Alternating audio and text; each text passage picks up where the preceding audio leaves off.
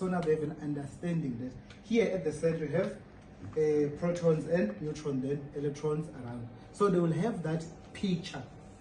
They will be able to visualize it. I don't know what's going on. Then now, elements.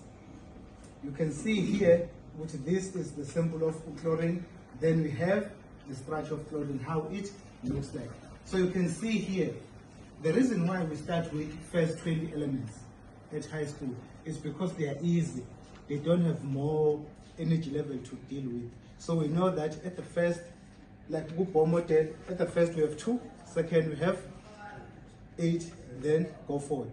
But as you go along with main elements, if you look here, gold. So you can see gold now, we have now more than 10 as you go along.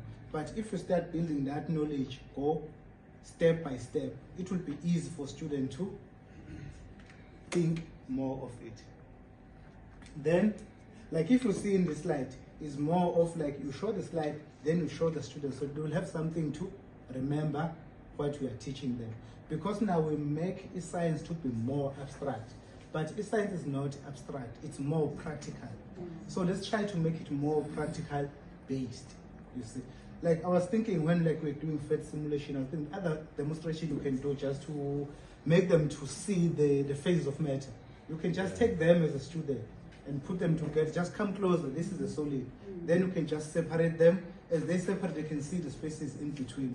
Maybe you can take one student and say, move around them. You can be able to move around. But when they are solid, they will be stuck together.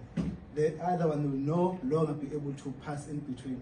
Then the gases, they become more separate. You are using them as learners.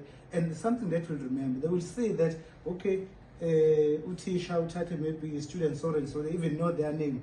So they were close together. The student was not able to separate them, pass through them. Then when they move apart, they were able to move around. But because it's a liquid, he was able to maybe touch there and there. But if there are gases, he was moving freely. So they can be able to build that knowledge in mind. So even when you move in the pure substances, like we are using colors, like let's say hydrogen, hydrogen is white, then carbon is black. So you see that even when you do mixtures, you will use those colors and see how it works. So the pure substances, we make an example of chlorine. Chlorine is the pure substances. It has not bonded with any other element. So that's it. So other examples, you can make things easy. Say pure substances are those you find in a periodic table. They are pure substances. Then the students will know that, okay, if we talk of pure substances, are those in the periodic table before they even combine.